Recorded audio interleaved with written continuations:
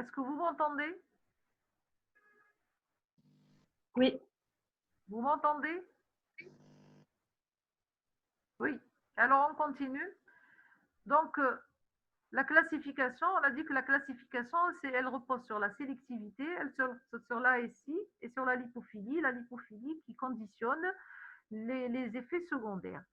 Donc, vous voyez ici sur ce tableau, il y a plusieurs bêta-bloquants avec leur classification selon la cardiosélectivité, selon l'activité sympathomimétique, selon la lipophilie, hein, leur présentation et la posologie quotidienne. Ce qu'il faut retenir, il faut retenir l'athénolol et le bisoprolol. L'athénormine, l'éthentiel, le bisoprolol qui a des indications dans l'hypertension artérielle, mais également dans l'insuffisance cardiaque. À forte dose, donc à 10 mg, voire 20 mg en une fois, c'est l'hypertension artérielle. À faible dose, 1,25, 2,5, 5, c'est dans l'insuffisance cardiaque. Donc, ces bêta-bloquants, ils sont très intéressants parce qu'ils ont un effet inotrope négatif, donc ils diminuent la tension artérielle, ils ont une action anti-angineuse par diminution de la consommation d'oxygène. Ils ont un effet chronotrope, dromotrope négatif, donc ils ont une action anti-angineuse liée à la bradycardie et au risque lié à la bradycardie avec un risque de bloc auriculo-ventriculaire. Donc, c'est pour ça il faut toujours surveiller les patients par un ECG. Ils ont un effet batmotrope négatif et donc ils ont des propriétés anti-arythmiques.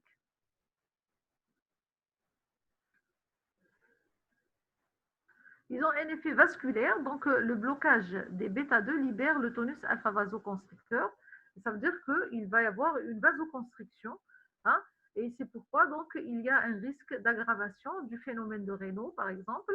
Il y a le risque d'aggravation d'une artériopathie oblitérante des membres inférieurs, d'une AOMI, et il y a le risque donc d'un longo de Prince-Métal.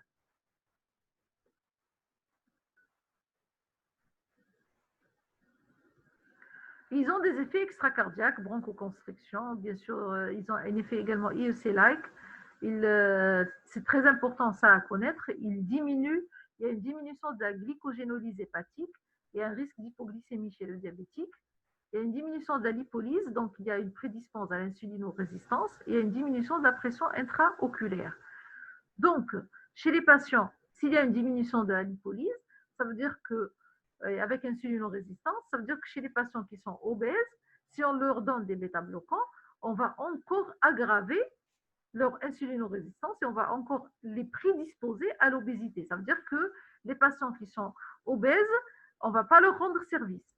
Les patients qui ont une dyslipidémie, on ne va pas aussi leur rendre service.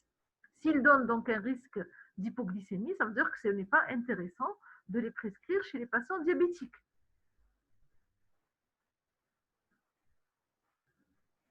Donc, les principales indications, vous les avez ici, on ne va pas s'attarder sur ça. Donc, l'hypertension, l'insuffisance coronaire, l'insuffisance cardiaque par dysfonction du VG, les arythmies supraventriculaires, les cardiomyopathies hypertrophiques, les cardiothyréoses, donc c'est le traitement de la tachycardie au cours de l'hyperthyroïdie. Et puis, il y a les traitements des effets extracardiaques, comme la migraine, le tremblement essentiel, l'hypertension portale et le glaucome à angle ouvert.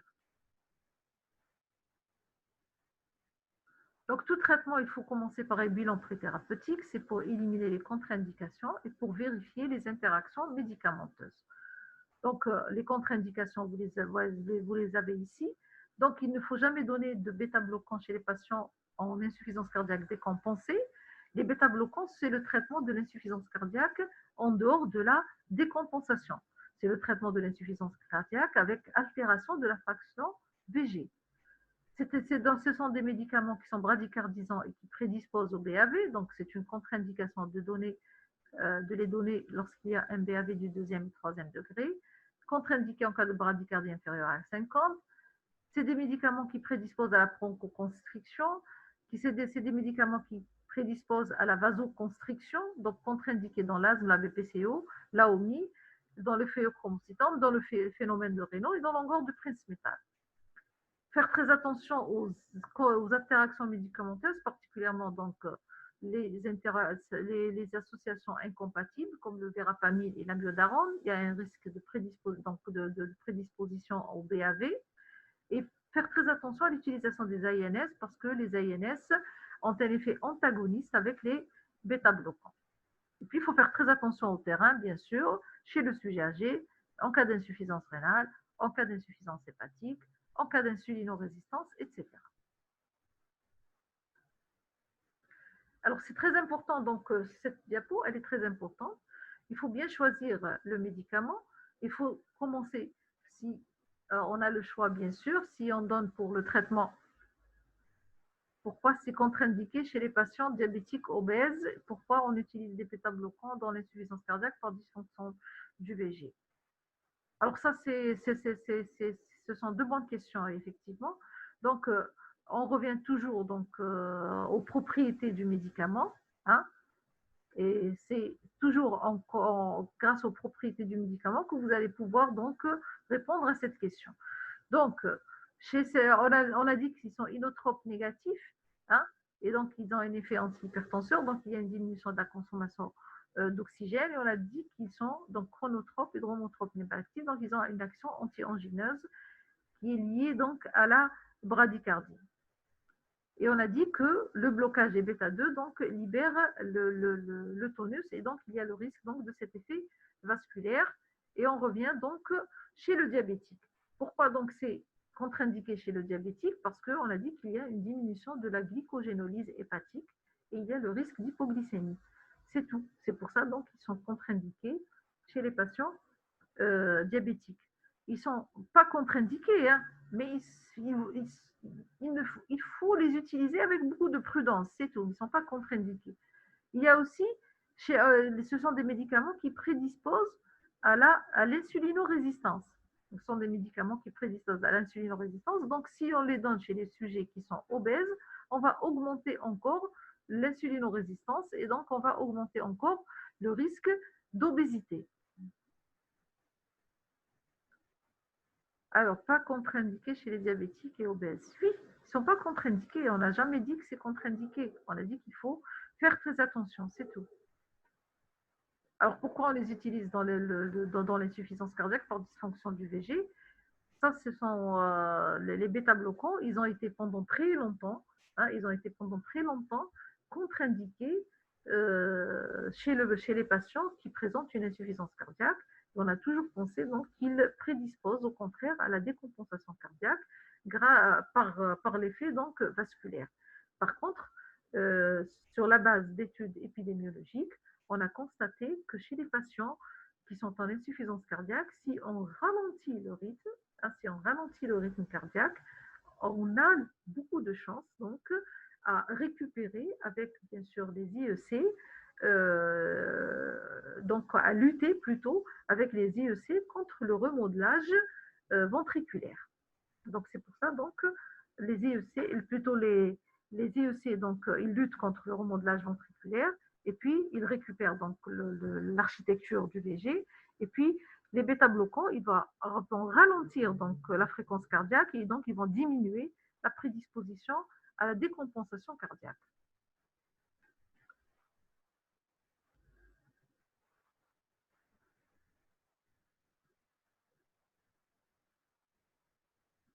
Donc on continue.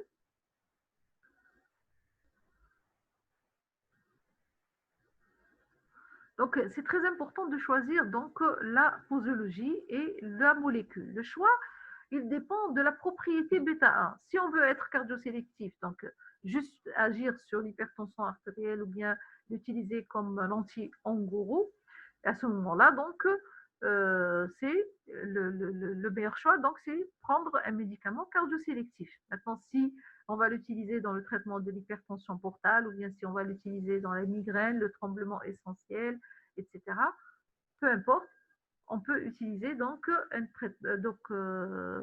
un bêta-bloquant non cardiosélectif. Ce qu'il faut comprendre, c'est qu'il faut toujours commencer par une posologie minimale efficace. Ça veut dire qu'on commence par la posologie minimale et on augmente tous les 8 jours jusqu'à ce qu'on a des critères de bêta-blocage. Et vous avez sur la plaque les critères de bêta-blocage. Ça veut dire une fréquence cardiaque de repos inférieure à 60 et d'effort inférieur à 110. Il faut faire très attention au sevrage. Il ne faut jamais arrêter les bêta-bloquants de manière brutale. parce qu'il y a le risque d'effet rebond. Hein. Et ce risque d'effet rebond, donc, il est lié justement donc, à la saturation des récepteurs. Lorsqu'on donne, donc, il y a toujours une activité, lorsqu'on donne des médicaments donc, pour bloquer les récepteurs bêta 1, hein, à ce moment-là, donc, les bêta, donc, il y a, si vous voulez, donc une fois que tous les, il y a, donc, je ne trouve pas le mot, donc si on va bloquer les récepteurs donc bêta, si on enlève rapidement donc si tous les récepteurs sont saturés, il y a toujours une activité sympathomimétique qui est associée et à ce moment-là donc il y a une simulation. D'accord, donc c'est quoi l'effet rebond? Donc je suis en train justement d'expliquer l'effet rebond.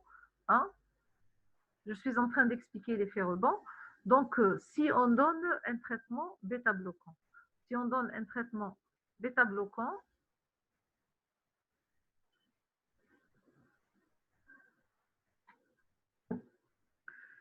si on donne un traitement bêta-bloquant, ça veut dire qu'on va, les bêta-bloquants, ils vont se fixer sur les récepteurs bêta 1, aussi bien bêta 1 que bêta 2. S'ils vont se fixer sur les récepteurs bêta 1 ou bien bêta 2, à ce moment-là, donc, il va y avoir saturation et donc blocage de tous les récepteurs. Si on enlève donc le médicament, hein, ces récepteurs donc ils vont être stimulés, donc ils vont être, si vous voulez, ils vont être surstimulés, hein, et ils vont être à l'origine d'une tachycardie. Cette tachycardie va être parfois tellement intense qu'on va avoir un trouble du rythme cardiaque, une tachycardie ventriculaire, une fibrillation ventriculaire, une torsade de pointe, etc. Donc, si on veut arrêter, on doit le faire de manière très progressive. On doit diminuer progressivement. Comme on a augmenté progressivement, on doit diminuer progressivement jusqu'à ce que donc l'organisme, si vous voulez, donc, ou bien le cœur s'habitue à cette diminution. Alors, vous voulez dire qu'une levée brusque du blocage agira comme une forte stimulation? Oui, en quelque sorte, oui. Agira comme une forte stimulation.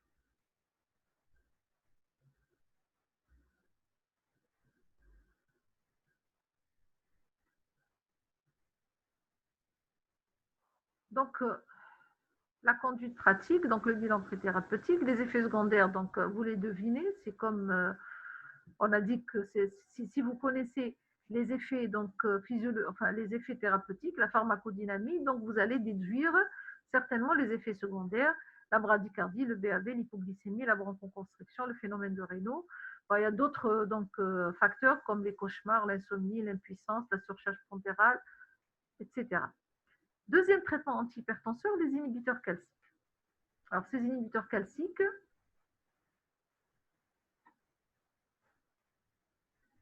qui bloquent donc l'entrée du calcium dans les cellules musculaires lisses, et donc la résultante, c'est baisse de l'hypertropisme cardiaque, bradycardie, ralentissement de la conduction auriculo-ventriculaire, vasodilatation.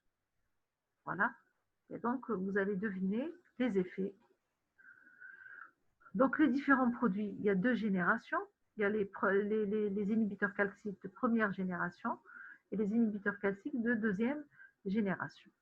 Les inhibiteurs calciques de première génération, donc la nicardipine et la nifedipine, qui ont une action essentiellement donc, vasculaire, et puis de deuxième génération, l'amlodipine, l'ercadipine, qui ont une action également essentiellement vasculaire. Par contre,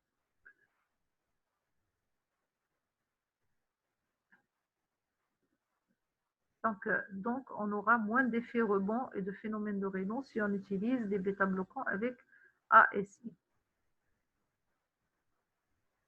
Non? Non? Pourquoi vous aurez donc moins de phénomènes de Raynaud, moins d'effets de rebond? Non? Non?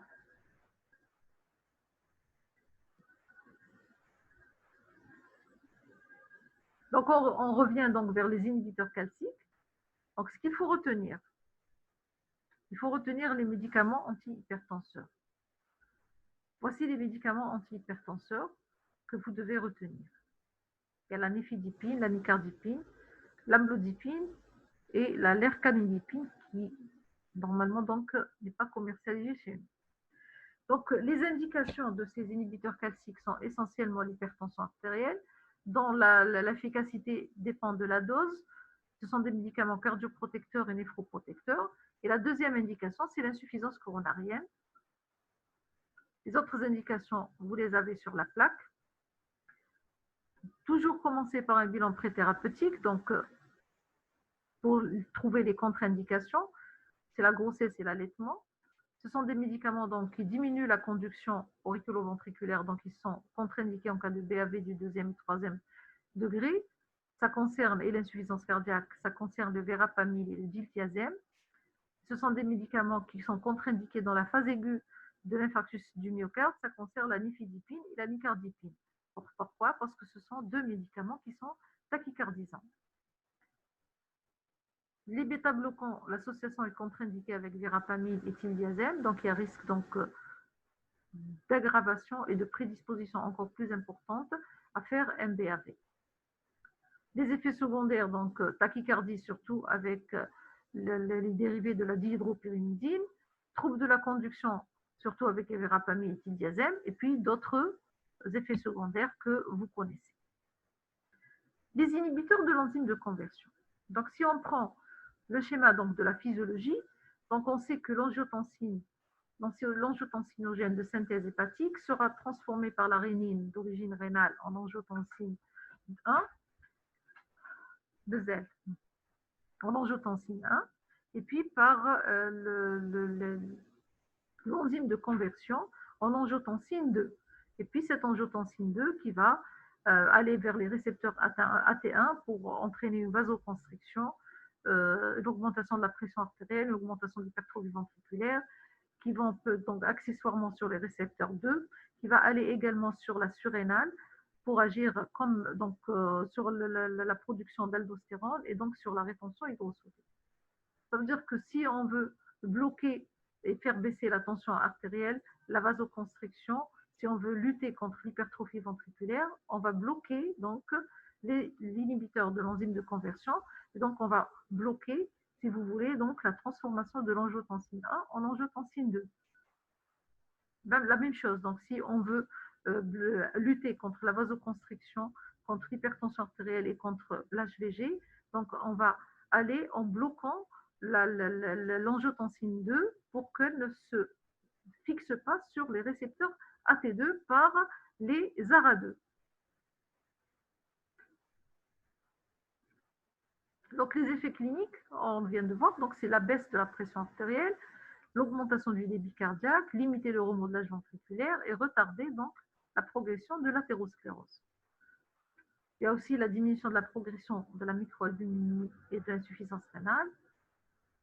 Comme ils ont un effet qui ressemble à l'effet anti-aldostérone, donc il y a le risque d'hypercalémie, et puis ils n'ont pas d'effet sur le métabolisme glucidique et lipidique. Donc ça, c'est très important. Voici les produits. Voici les contre-indications, donc l'allergie, la grossesse, la sténose bilatérale de l'artère rénale, l'hypercalémie. Et voici les interactions médicamenteuses, les diurétiques, donc les médicaments hypercalémiants, les médicaments néphrotoxiques et les immunosuppresseurs. Donc l'association à des diurétiques, il faut faire très attention, surtout si on donne des diurétiques qui sont épargneurs de potassium, il y a le risque donc de prédisposition à l'hypercalémie. Les médicaments hypercalémiants, c'est la même chose. Les médicaments néphrotoxiques, l'association par exemple à des aminosides, ça risque, ou bien des AINS, ça risque d'augmenter la néphrotoxicité. L'association à des immunosuppresseurs tels que les anticancéreux, les IEC donnent des leucopénies. Si on les associe aux immunosuppresseurs, donc il y a un risque d'aggravation de la leucopénie. Voici les indications, donc l'hypertension artérielle, l'insuffisance cardiaque, le post-infarctus, la prévention secondaire des complications ischémiques, la néphropathie diabétique et la protéine. Voici les effets secondaires, donc l'hypotension, l'hypercalémie, l'insuffisance rénale. Et je passe. Les antagonistes, donc des récepteurs atteints, donc les ARA2 si vous voulez. Voici la liste des médicaments. Ils sont des effets identiques aux IEC et les indications se limitent seulement à l'hypertension artérielle. Les autres indications, l'insuffisance cardiaque, le post-IDM, la néphropathie diabétique, seulement donc dans le cadre de l'hypertension artérielle, et l'insuffisance cardiaque et le post-IDM seulement lorsqu'il y a une intolérance aux IEC. Donc les ARA2, c'est surtout donc c'est le traitement de l'hypertension artérielle.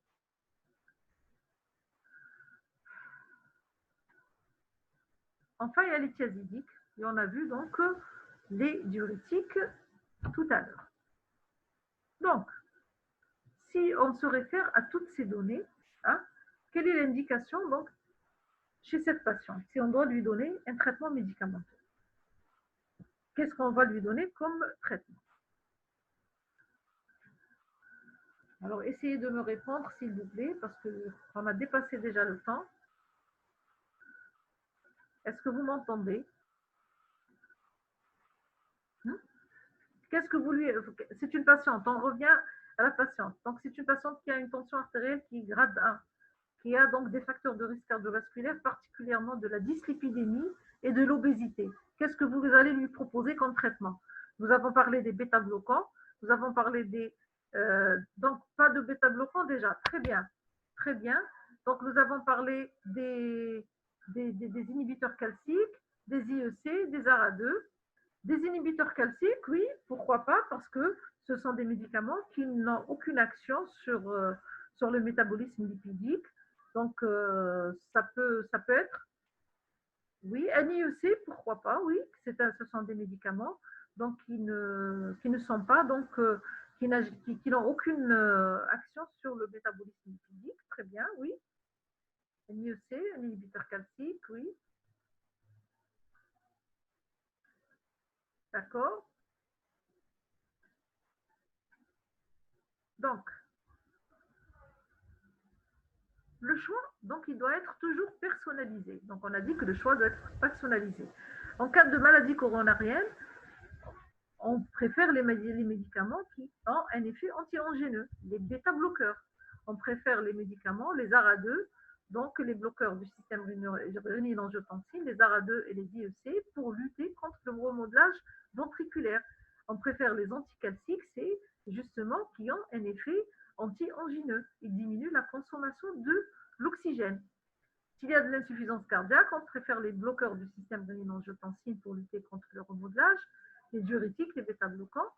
S'il y a de la dyslipidémie, c'est le cas donc de notre patiente, on préfère les IEC et les ARA2 ou bien les anticalciques. Les bêta-bloquants, ils n'ont pas leur place parce qu'ils prédisposent encore plus à faire de la dyslipidémie ou à faire de l'insulino-résistance.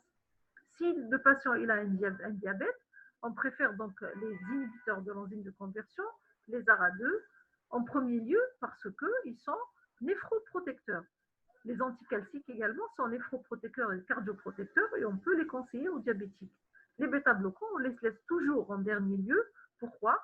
Parce qu'ils risquent donc de prédisposer le patient à l'hypoglycémie et ils risquent également d'augmenter le problème d'obésité et d'insulino-résistance. Donc, chez cette patiente, vous avez fait le bon choix. Donc, c'est soit un IEC ou un ARA2, soit un inhibiteur calcique. Est-ce que vous avez des questions? Donc, vous comprenez que le choix doit être personnalisé. Donc, ce tableau, vous devez l'apprendre également. Donc, ça va vous aider à prescrire les médicaments antihypertenseurs en fonction des facteurs de risque cardiovasculaire. Donc, le traitement, d'abord, traiter une hypertension artérielle, c'est en fonction du grade c'est en fonction des chiffres tensionnels, c'est en fonction du niveau de risque cardiovasculaire. Et donc, si c'est en fonction du niveau de risque cardiovasculaire, ça veut dire que il doit être personnalisé le traitement.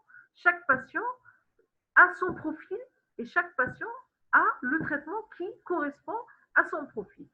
Donc, le diabétique qui a une maladie coronarienne, on préfère des bêta-bloquants avec des IEC et même des anticalciques. C'est-à-dire que le diabétique qui a maladie coronarienne, on lui donne des bêta-bloquants, même si les bêta-bloquants donc, prédisposent au risque d'hypoglycémie. Alors, est-ce qu'on donne des diurétiques? Oui, on a dit que, alors quand on est une association fixe, c'est recommandé de commencer par une thérapie, effectivement. Donc ça, c'est une excellente question. Effectivement, donc les recommandations actuelles, il faut toujours commencer par une bithérapie. Hein. Il faut commencer par une bithérapie. Bon, ça, ce sont les recommandations. Il faut commencer par une bithérapie, peut-être par une association donc fixe, mais bon, ça, ce sont les recommandations. Hein. Il faut donner un diurétique associé d'emblée. Et là, donc, les recommandations restent toujours les recommandations. Et puis, le médecin, il a toujours le choix donc, avec son patient. Est-ce que vous avez d'autres questions?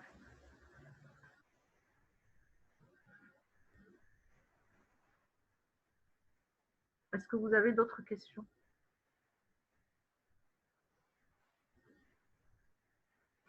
Vous n'avez pas d'autres questions? Si?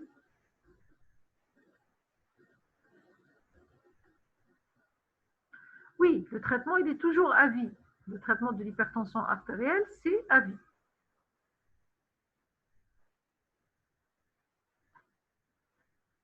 Bah, si c'était clair, donc je vous dis à demain. Donc,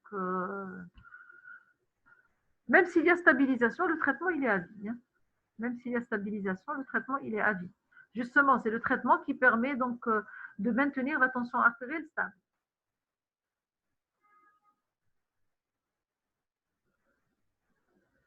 Oui, les associations existent, oui. Les recommandations disent qu'il faut donner une association, donc une bithérapie d'emblée. Hein. D'emblée. Chez tous les malades. Chez tous les malades d'emblée.